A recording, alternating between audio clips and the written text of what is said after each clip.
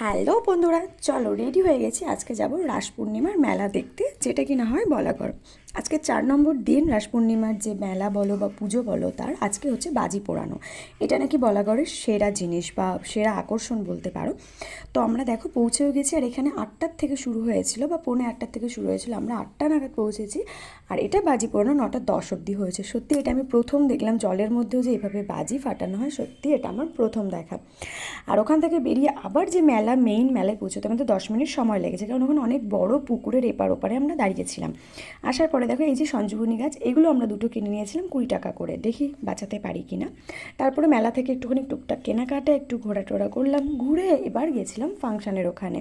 তো একটা ভালো সিঙ্গার এসেছিলো, আমি সত্যি ওর নামটা জানি না, ও কোন চ্যানেলে প্রোগ্রাম করেছে বা কিছুই জানি না।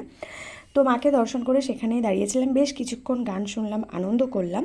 করার পরে তখনও বেজে গেছে প্রায় 11টা, আমার বাড়ি আসতেই ইচ্ছা করছিল না, কিন্তু বর বললো কী গো, বাড়ি কি যাবে না, এখানেই থেকে যাবে।